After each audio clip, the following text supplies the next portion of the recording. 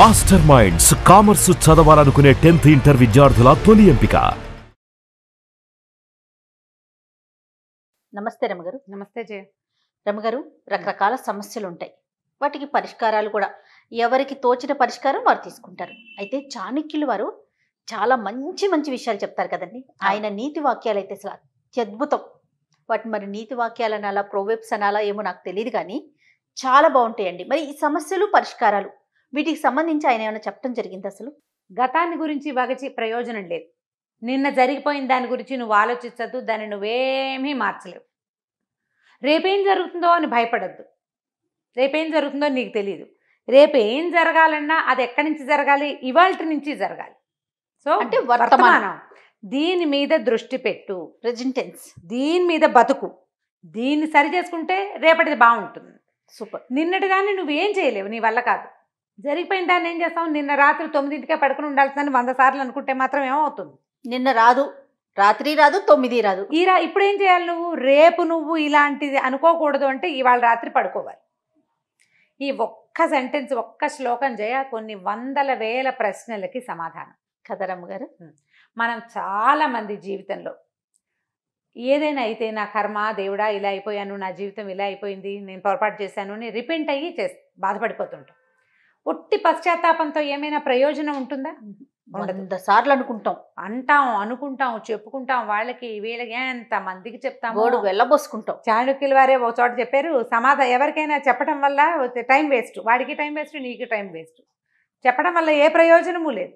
ఓసారి చెప్పుకో, తర్వాత what is the plan of action అని ఆలోచించు. ఇవాళ చేయవలసిన పని ఏమిటి అనేది సీరియస్లీ చేసి తీరాలి. మనం ఏం చేస్తామంటే మన నుదుటి రాతని నమ్ముతాం. ఈ రాతని నమ్మి నా మొహాన్ని ఇదే రాసుంది కాబట్టి ఇక ఏం చెయ్యం, నా మొహాన్ని ఏది రాసుంటే అదే అవుతుంది. ఓ పిచ్చి కథ ఒకటి చెప్పుకున్నాం చాలా రోజుల క్రితం.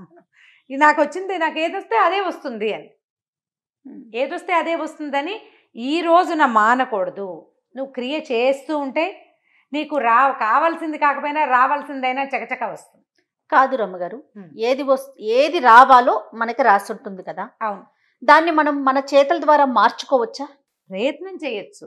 సాధారణంగా ఏం చెప్తారంటే లలాట రిహిత రేఖ పరిమార్చున్న శక్యత ఏంటారు అంటే ముఖం మీద రాసిన, నుదుటి మీద రాసిన రాత చెరపలేము. మానవ ప్రయత్నంతో మనుషులు దాన్ని మార్చిన కథలు మనం పురాణ గాథలు చాలా చెప్పుకుంటాం. అది చెప్పుకున్నప్పుడు ఇది జరుగుతుందని మనం ఎందుకు అనుకోకూడదు? నువ్వు ప్రయత్నం చేస్తే కదా. నువ్వు ప్రయత్నం చేయి. అవి గాథల కిందే తీసుకుంటాం మనం. అదే చూడండి, వర్తమానంలోకి మనం దాన్ని తీసుకోలేకపోతాం. మనకి అప్లికేషన్, ఇంప్లిమెంటేషన్ రాదు చేయ. ఇప్పుడు నీ మొహం మీద గీత ఒకటి ఉంది, ఏమిటి? గోతులో పడతావు రేపొద్దున్నే అని. గోతులో పడి తీరుతావు నువ్వు అనుకో.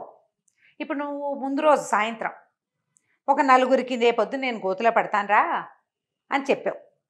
నేను పడతాను కాబట్టి ఇదిగో ఇది నా దగ్గర ఈ పావలా ఉంది తీసుకో, ఈ 10 రూపాయలు ఉంది తీసుకో, మా ఇంట్లో అదేదో పెట్టాను అది నువ్వు తీసుకోరా, నేను ఎలాగో గోతులో పడతానురా అని చెప్పావు.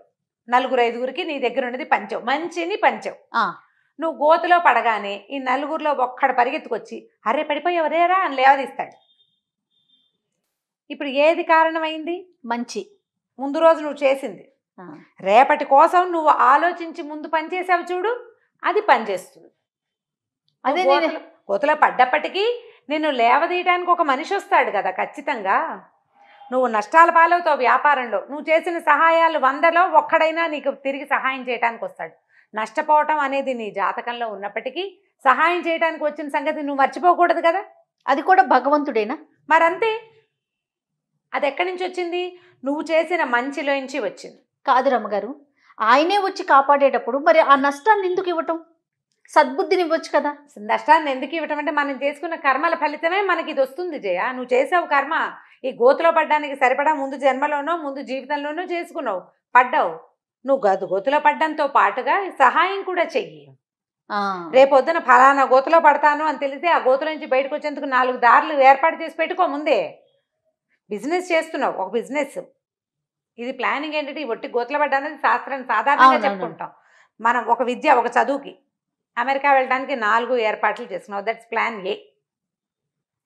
అది ఫెయిల్ అయితే నా కర్మ అని కూర్చోకూడదు. నువ్వేం చేయాలి? అమెరికా ప్లాన్తో పాటుగా కెనడా, ఆస్ట్రేలియా, BCDలు ఏర్పాటు చేసుకోవాలి. ఇవాళ ప్లాన్ చేయి సరిగ్గా. నువ్వు ప్లాన్ చేసింది నీ ఒకటి మిస్ అయితే రెండో ప్లానింగ్ నీ కోసం సిద్ధంగా ఉంటుంది. ఇంత పెద్దది కాకపోవచ్చు, ఇంత చిన్నది అవ్వచ్చు, కానీ but plan is there no కదా. రెండో ప్లానింగ్ తప్పకుండా ఉంటుంది. మనం జీవితంలో ముందుకు వెళ్ళేటప్పుడు ఎప్పుడు 4 రకాలుగా ఆలోచించుకుని పనిచేయాలి.